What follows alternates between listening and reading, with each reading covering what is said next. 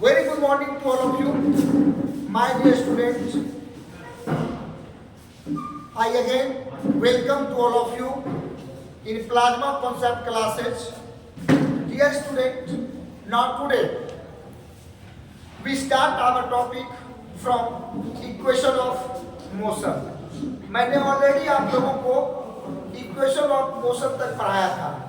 मैंने आपको distance, displacement, fundamental physical quantity, scalar, vector physical quantity, after that speed, instantaneous speed, average speed, now again velocity, average velocity, instantaneous velocity, uniform, non uniform speed, velocity, acceleration, uniform acceleration, non uniform acceleration, इन सारे topics को मैंने discussion किया. Now अब मैं आप लोगों को इक्वेशन ऑफ मोशन के बारे में बताऊंगा. मैं यहाँ पे 3 इक्वेशन ऑफ मोशन की बात करता हूँ. टोटल 3 इक्वेशन ऑफ मोशन होते हैं. First, v equal to u plus a t. Second, s equal to u t plus half a t square. And third, v square equal to you square plus 2s. हाँ, ये confirm रखो, ये equation of motion जो है ये हमेशा uniform value के लिए ही वैलिड होगा. यानी ये सारे वैल्यू आपस में जब यूनिफॉर्म होंगे तो ये इक्वेशन अप्लाई हो जाएगा. और मैं यूनिफॉर्म क्यों बोल रहा हूँ, इन चीज़ों को मैं आगे डिस्कस करूँगा. क्योंकि कुछ देखो होता क्या है, जनरली इस बात को क्लासेज में टीचर्स मिस करते हैं और बच्चों के लिए ये काफ़ी पजल हो जाता है कि भैया सर ने कहाँ से क्या कर दिया. Yes mister Ayush please just a minute. After that मैं अभी ब्लैक बोर्ड का यूज कर मैं आपको इस क्वेश्चन को समझाने की कोशिश करूंगा. यस, अब देखिए मैंने आपको क्या कहा. फर्स्ट इक्वेशन क्या है, v equal to u plus a t. v means final velocity, u means initial velocity and a means acceleration, t means time. तो इस इक्वेशन को लिखने का एक तरीका होगा. यहाँ पे मैं लिखना होगा let a body with final velocity when apply force on a body then it is in rest and their initial velocity is u, final velocity is v, and after t times it accelerates. So acceleration equal to v minus u by t. Now we cross multiply at equal to v minus u, and again at equal at, अगर इस के बराबर इधर ले आते हैं mathematically तो ये हो जाएगा प्लस v. यानी फर्स्ट इक्वेशन हमारा प्रूफ हो गया. वो क्या हो गया, at plus u equal to v. यानी पहला इक्वेशन कितना आसान है, कितने इजीली प्रूफ हो गया. हमने एक्सेलरेशन के फॉर्मूला से पहले इक्वेशन को प्रूव कर लिया. अब सेकेंड इक्वेशन पे आते हैं. सेकेंड इक्वेशन हमारा क्या है, s equal to u t plus half a t square. ये हमारा सेकेंड इक्वेशन है. s का मतलब होता है डिस्टेंस ट्रेवल्ड. तो s का एक फॉर्मूला होगा s equal to average velocity into time. अब देखो यहाँ पे एवरेज वेलोसिटी का मतलब ये नहीं हम लगा देंगे टोटल डिस्प्लेसमेंट बटे टाइम तक के, नहीं. मैंने क्या कहा, ये यूनिफॉर्म के लिए एप्लीकेबल है. ये फार्मूला मैंने कहा था ना कि ये यूनिफॉर्म वैल्यू के लिए एप्लीकेबल है. और यूनिफॉर्म में एवरेज वेलोसिटी का फॉर्मूला याद करो. क्या मैंने कहा था, मैंने कहा था v plus u by 2 into t. याद आया कुछ, मैंने यही बताया था ना, याद करो. ये साफ दिख रहा है वीडियो में, दिख रहा है ना. हाँ, तो मैंने आपको यही बताया था. s इक्वल टू डिस्टेंस टेबल equal to average velocity into time. And average velocity का फॉर्मूला होता है v plus u by 2 into t. अब देखिए, अब क्या करेंगे, फर्स्ट इक्वेशन से v का वैल्यू लेकर यहाँ पुट करेंगे मैथमेटिकली. s इक्वल टू हो जाएगा u plus a t plus u by 2 into t.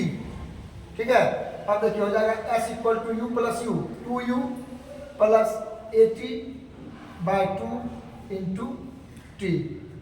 फिर मल्टीप्लाई कर दो, ये इक्वेशन करने के लिए देखो स्टेप बाय स्टेप हम चल रहे हैं। फिर मल्टीप्लाई करते हैं तो जाएगा 2u टी, टी से बाय इससे मल्टीप्लाई करेंगे और फिर टी को इससे मल्टीप्लाई करेंगे plus a t square by 2।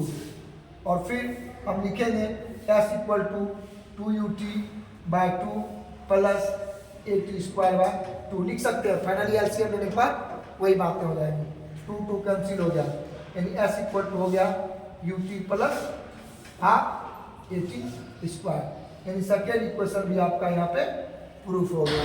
अब कितना आसान है, कितना ज़्यादा आसान है, बस हमें कॉपी पे से प्रैक्टिस करनी होगी। अगर हम इसे प्रैक्टिस करते हैं तो हमारा सटीक परफॉर्मेंस चला जाएगा। अब देखो थर्ड इक्वेशन भी हम उसी तरह से प्रूव करेंगे। अब थर्ड इक्वेशन में क्या लिखेंगे, s equal to average velocity into time, ये तो फेमस है। और हमें एवरेज वेलोसिटी पता है क्या होता है, v plus u by 2 into t. अब देखो इस इक्वेशन में, देखो फर्स्ट इक्वेशन में अगर हम चाहें तो लिख सकते हैं। अगर यहाँ देखें इस स्टेप को देखें, ए टी इक्वल टू क्या है, v माइनस यू, तो हम अगर t इक्वल टू क्या आ जाएगा, v माइनस यू बाय ए, यानी फर्स्ट इक्वेशन से t का वैल्यू हमारा सामने आ रहा है, तो हमारा हो जाएगा v प्लस यू बाय 2, ये तो है ही, इंटू टी का वैल्यू पुट कर देते हैं v minus U by A.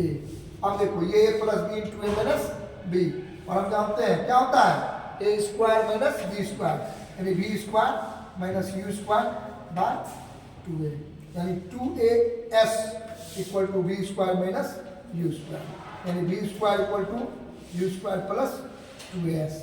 Third equation भी हमारा प्रूफ हो गया। अच्छा बताओ कितना आसान है, अगर हम प्रैक्टिस करें। पहला इक्वेशन कैसे प्रूव किए, एक्सलेशन के फॉर्मूला से।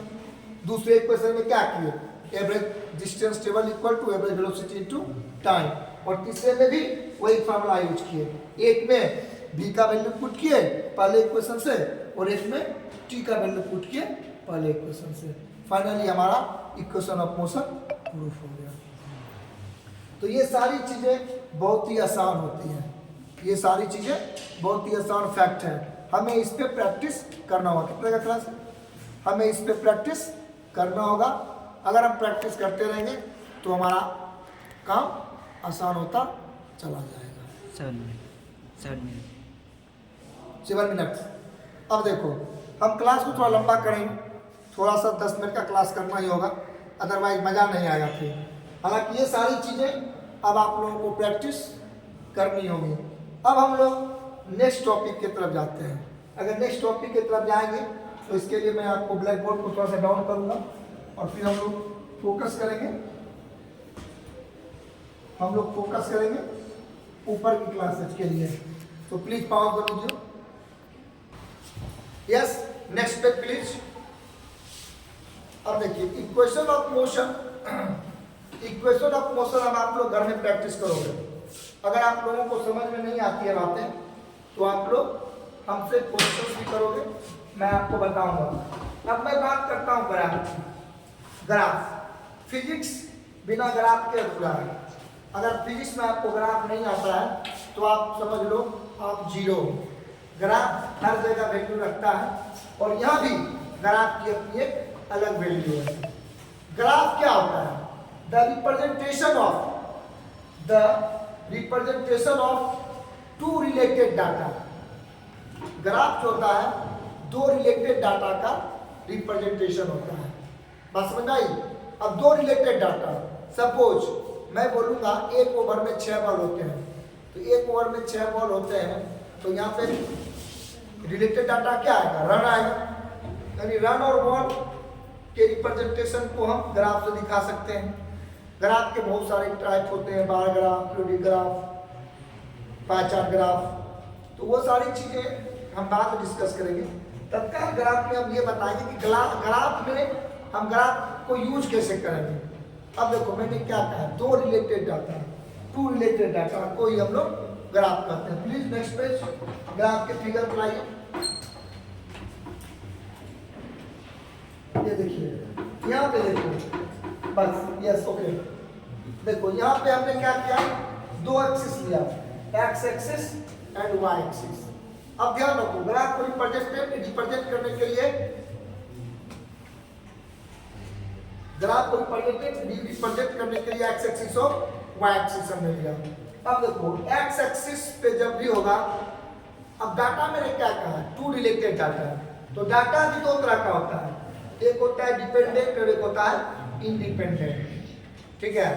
तो इंडिपेंडेंट डाटा जब भी आएगा वो एक्स एक्सिस पे आएगा और डिपेंडेंट डाटा जब भी आएगा वो वाई एक्सिस। अक्सर ये कंफ्यूजन होता है, अक्सर एक्स पे क्या रखे, वाई पे क्या रखे। देखो जो इंडिपेंडेंट है, ठीक है, यानी जिसमें कोई चेंजिंग तुम अपने मन से नहीं कर सकते हो, ठीक, यानी एक बॉल में 6 बॉल होता है तो 6 ही सही बॉल डाल सकते हैं ना, ठीक है। तो जब भी आएगा इंडिपेंडेंट एक्स पे आएगा और जो एक्स पे डिपेंड करेगा वो हमेशा वाई पे आएगा। यानी बॉल जब भी आएगा एक्स पे और ओवर जब भी आएगा एक्स पे और रन जब भी आएगा वाई पे, क्योंकि रन जो होता है वो अनलिमिटेड है, 36 भी बन सकता है, 42 भी बन सकता है, 0 भी बन सकता है, ठीक है। तो ग्राफ में जनरली ये ध्यान रखना होगा, दो तरह का डाटा होता है, एक डिपेंडेंट डाटा होता है और एक इंडिपेंडेंट डाटा होता है, ओके। अब देखो ये एक लाइन है जो दोनों डाटा को कोरिलेट करता है और वो जो लाइन बनता है, ठीक है, हम लोग इसको स्लोप कहते हैं। क्या बोलते हैं? स्लोप कहते हैं। क्या बोलते हैं? स्लोप कहते हैं। हम लोग कल जो है ग्राफिकली इक्वेशन ऑफ मोशन को प्रूव करेंगे। अभी हमने मैथमेटिकली किया था, कल ग्राफिकली करेंगे। ओके, धन्यवाद, थैंक यू।